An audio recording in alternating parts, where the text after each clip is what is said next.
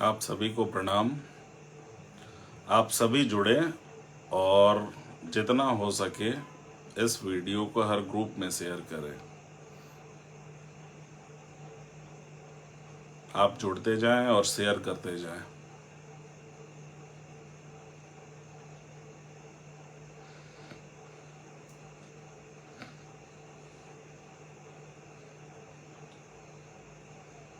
आप जुड़ें और शेयर करें।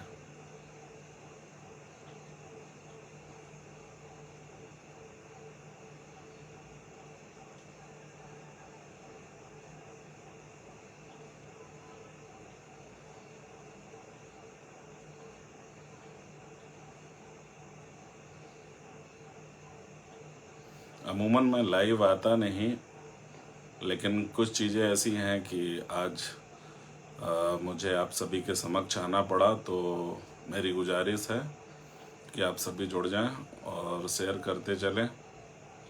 मैं अपनी बात थोड़े ही समय में आप सबके सामने रखूंगा। आप जुड़ते चले जाएं और शेयर करते चले जाएं।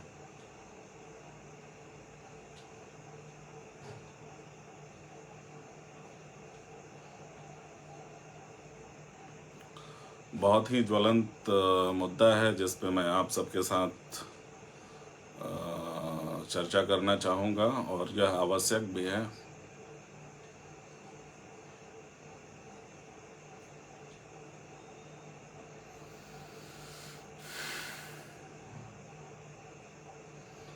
आप जुड़ें और शेयर करते चलें।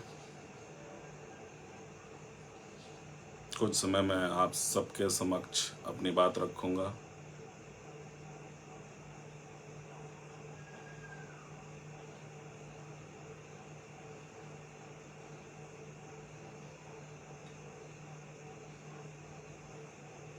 बहुत ही गंभीर विषय है जिस पे चर्चा करना समीचीन होगा।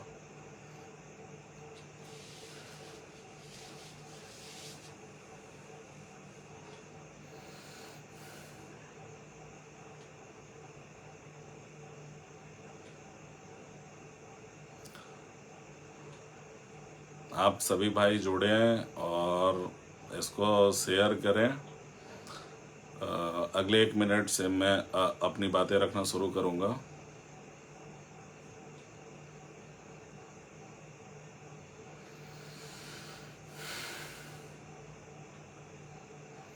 दो दिनों से अब मैं अपनी बात कहना चाहता हूं आप सभी से। इसको बड़ी ही तन्मयता और धीरज के साथ सुने। पिछले 2 दिन से विभिन्न सामाजिक नेटवर्क और सोशल साइटों पे चल रहा है कि ओम नारायण जी जो हैं हमारे संगठन के और बाबा के केस में इकलौते चश्मदीद गवाह हैं, उनको उनके रहमो करम पर छोड़ दिया गया है। ऐसा बिल्कुल भी नहीं है। मैं आपको ले चलूँगा 90 के उस दशक में पहले, और जहाँ से हमारा सामाजिक जीवन शुरू होता है। और कमोबेश मुझे लगता है कि हजारों और लाखों परिवार ऐसे रहे हैं जिन्होंने उस आंदोलन में आहुतियाँ दी है। और मुझे लगता है कि ये आहुति सिर्फ किसी एक परिवार की बपौती नहीं है। आज समाज में जो शांति है, आज आप सुकून के साथ जो गांव में रह रहे हैं, तो उन हजारों लाखों लोगों का देन है जिन्होंने अपना जीवन उत्सर्ग कर दिया इस समाज की बेहतरी के खातिर। और मैं समझता हूँ कि छोटी छोटी चीज़ों पे टिक्का टिप्पणी करना बहुत ही ओछी हरकत होती है। और ये वो करते हैं जिन्हें लगता है कि इसके माध्यम से मुझे बहुत ज़्यादा लोकप्रियता मिल जाएगी। मेरा सामाजिक जीवन कमोबेश वैसे तो 1994 से रहा है, जब नक्सल अत्याचार चरम पे था। लेकिन मैं पिछले 11 वर्षों से अपनी पढ़ाई के उपरांत संगठन और समाज के लिए सक्रिय रहा। इन 11 वर्षों में मैंने इस बिहार के कई गांवों की यात्राएं की, कई शहरों में रहा, कई अपने लोगों से मिला। कई कई बड़े भाइयों का मार्गदर्शन मिला, कई छोटे भाइयों का स्नेह मिला, प्यार मिला, और मुझे यह गर्व महसूस होता है, मुझे यह कहते हुए कि अभी तक का जो मेरा सामाजिक जीवन रहा है वह बेदाग रहा है। मैं इन चीज़ों का जवाब देना भी मुनासिब नहीं समझता हूँ, जिसकी आकांक्षा और उम्मीद कुछ लोग मुझसे कर रहे हैं, लेकिन आप लोगों के समक्ष नहीं आना भी एक तरह से क्या होगा कि अपने अपराध की स्वीकारोक्ति होगी। ओम नारायण जी पिछले 2 दिनों से कुछ आरोप मुझ पे और संगठन पे और हमारे साथ जुड़े हुए कुछ लोगों पे लगाते आ रहे हैं। पहली बात तो मैं आपको यह बताना चाहता हूँ कि ओम नारायण जी ने जो लोन लिया था, हाउस लोन लिया था, और यह हाउस लोन 2012 में लिया था। तो 2012 से लेके 2014-15 तक इन्होंने उस लोन का अंश तो दिया, लेकिन 16 के बाद इन्होंने उस बैंक लोन को देना ही बंद कर दिया। बैंक फिर भी प्रतीक्षा करता रहा कि भाई आपको नोटिस देता रहा, आपके साथ अनुनय विनय करता रहा, लेकिन पिछले 7 साल से, आज 2023 है, 16 से लेके 23 तक पिछले 7 साल में इन्होंने बैंक को एक ढेला तक नहीं दिया। जबकि इसी दरमियान इन्होंने 3 मंजिला मकान भी बनाया और अपने जीविकोपार्जन के लिए बहुत सारी चीज़ें थी वो की, और वो होना भी चाहिए, स्वाभाविक है, किसी का परिवार चलता है तो उसको चलाने के लिए वो चीज़ें करनी भी चाहिए। लेकिन आप एक चीज़ समझें कि यदि मैं लोन लेता हूँ और बैंक से मैं डिफ़ॉल्टर होता हूँ, तो ये मेरी जिम्मेवारी है कि उस दिए हुए पैसे को दूं। किसी कारणवश मैं नहीं दे पाता तो प्राथमिकता तो यह होती है ना कि मैं उस बैंक से के साथ जाके सेटलमेंट करूंगा, और इन्होंने सेटलमेंट भी किया। आज जो ये कहते फिर रहे हैं कि 25 तारीख को मुझे नोटिस दी गई और 1 तारीख को बैंक आके मेरा मकान सील कर दिया, ऐसा होता है क्या कहीं? ऐसा कभी होता है? इन्होंने मुझ पर एक और आरोप लगाए कि पिछले 15 तारीख से 25 तारीख को इन्होंने मुझे कागज़ सौंपा। इन्होंने कोई कागज़ मुझे नहीं सौंपा। ये 17 मार्च को मेरे पास आते हैं और कहते हैं कि भैया मेरे बेटे का एडमिशन कराना है, तो मुझे 10,000 रुपये की आवश्यकता है, और मेरे पास स्क्रीनशॉट है, बैंक से मैंने ट्रांसफ़र किए हैं, उसकी सबूत मैं आपको दे दूंगा। 13 तारीख को इनको मैंने 10,000 रुपये दिए। मेरी एक क्षमता है और उस क्षमता के हिसाब से ही मैं लोगों की सहायता कर पाता हूँ, ठीक है। और आप यदि यह उम्मीद करते हैं कि आपके बैंक का जो 12,77,000 है वो चंदन सिंह भर दे, तो चंदन सिंह कुबेर के बेटे हैं नहीं। आज मेरे पास यदि एक पैसा भी है तो मैं उसे कमाता हूँ, मेहनत करता हूँ। मैं किसी के यहाँ याचना नहीं करता और ना ही नाजायज़ तरीके से मैं अर्जित करने में विश्वास रखता हूँ। तो मेरी जो हैसियत थी, मेरा जो सामर्थ्य था, उस सामर्थ्य के हिसाब से मैं आपके साथ ओम नारायण जी हमेशा खड़ा रहा हूँ। ये आप माने या ना माने, और आप जो कह रहे हैं आपने वो, अगर मुझे वो लेटर दिया हुआ होगा तो उसकी कोई प्रति तक तो हम तक पहुँची होगी, या आपने यदि फ़ोन के माध्यम से भी दिया होता तो वो मुझ तक पहुँची होती, वही आप दिखा दे जनता को।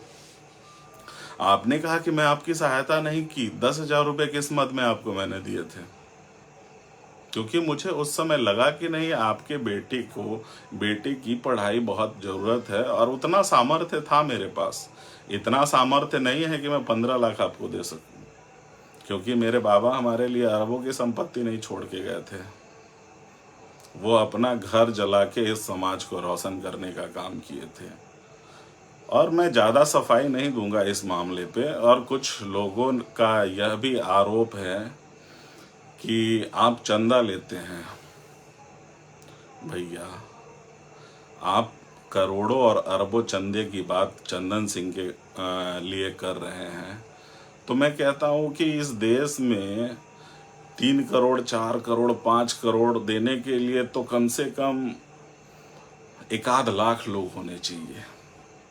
1-8 लाख लोग में से मैं कहता हूँ कि सिर्फ 10 लोग आप खड़ा करें, और वो 10 लोग खड़ा होके कहें कि मैंने चंदन सिंह को पैसा दिया है, या वे 10 लोग आप खड़ा करें जिनके पास मैं संगठन के नाम पे चंदा मांगने गया हूं, ये आप खड़ा कर दें, दोस्त मैं सामाजिक जीवन से संन्यास ले लूंगा।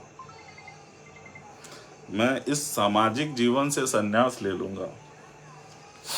आप कहते हैं बाबा ब्रह्मेश्वर, उन्होंने कुछ आदर्श स्थापित किए थे और उन आदर्शों को लेकर चलना मेरी जिम्मेवारी है, और उन जिम्मेवारियों में से पहली जिम्मेवारी है कि सबके सुख और दुख में खड़ा रहना, लेकिन उन सबके सुख और दुख में खड़ा रहना जो नीडी हों, उनके दुख में खड़ा नहीं रहना जो ये समझते हैं कि पैसा येन केन प्रकारेण समाज मेरे लिए कहीं से भी ला के दे देगा।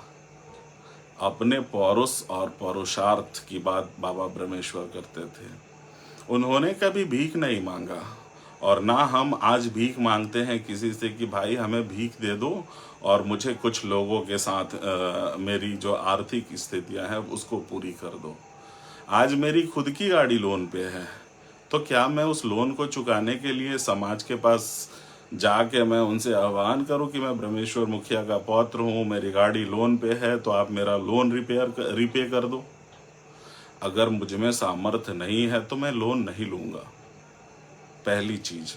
दूसरी चीज, कुछ छोटे भैये आजकल यूट्यूबरों को खड़ा कर देते हैं और खड़ा करने के बाद कहते हैं कि भाई आप चंदन सिंह के खिलाफ बोलो। बच्चे,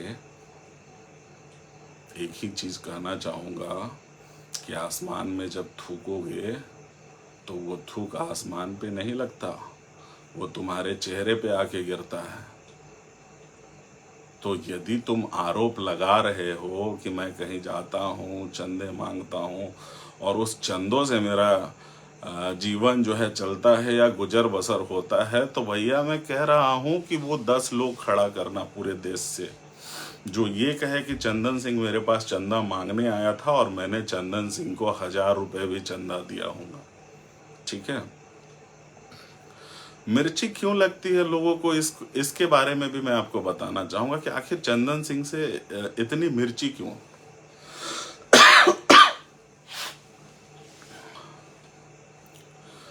पिछले 11 वर्षों से मैं संगठन के लिए काम कर रहा हूं। बाबा के जाने के बाद इस संगठन की कमान इंदुभूषण जी को मिली और वो अपने दायित्वों पे खरे नहीं उतर पाए। ठीक बात है, लेकिन आप कहाँ थे? मैं आपसे भी एक प्रश्न है कि यदि वो अपने दायित्वों का निर्वहन नहीं कर पाए तो आपको आगे आना चाहिए था, आपको जिम्मेवारियां लेनी चाहिए थी, और उन जिम्मेवारियों को सिर्फ पूरा करने की जिम्मेवारी चंदन सिंह और उनके परिवार पे नहीं है, इस पूरे समाज पे है, और आप उस समाज के अंग हैं। और ये कहना अनर्गल प्रलाप है ओम नारायण जी। मैंने कल भी आपको कई बार कहा कि भैया आपको मैं तरीके बताता हूँ, आप उससे पैसे कमाओ और अपने घर का जो भी लाइबिलिटी है उस लाइबिलिटी को पूरा करो। लेकिन आप नहीं, आपको पैसे घर पे बिठा के लोग दे दें, आप ऐसा चाह रहे हैं, तो भैया आज मुझे कोई ला के घर पे मेरे पैसे नहीं देता। मैं मेहनत करता हूँ, कार्य करता हूँ, तो 2 पैसे आते हैं और उस 2 पैसे में से 25 पैसे जो होता है मैं सामाजिक दायित्वों के निर्वहन पे खर्च करता हूँ। मैं चंदा नहीं लेता, पहला चीज, और जब लूंगा तो सबको बता के लूंगा और सबके नज़रों में लूंगा, और उस चंदे का एक एक पाई जो होगा उसका हिसाब मैं समाज को दूंगा। अगर एक पैसा भी समाज का मेरे पास आता है तो उस पाई पाई का हिसाब मैं समाज को दूंगा, ठीक है। लेकिन समझ में भी नहीं आता है मुझे कि आप इतने गिर गए कि 15 दिन पहले की सहायता को भूल जा रहे हैं।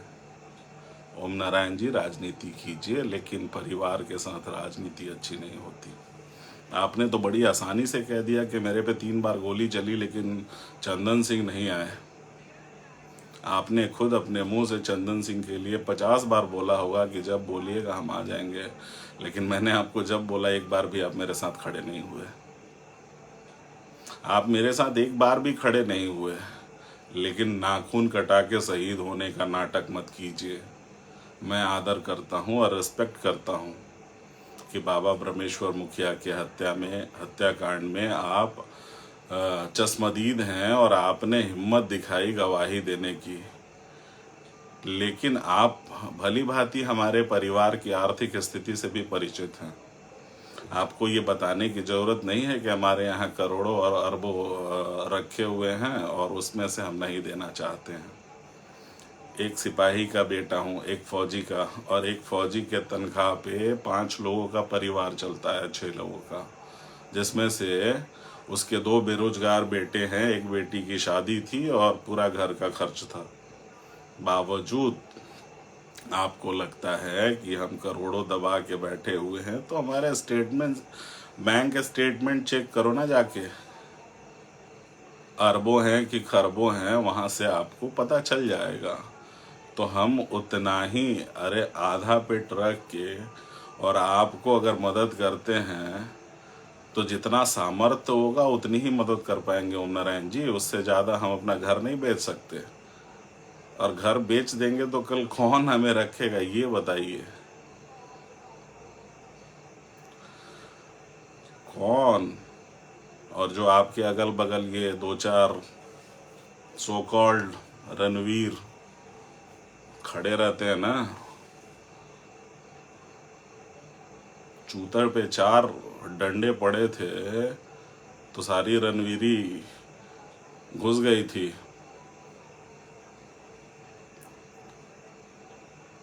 होश में रहिए, होश में, ठीक है।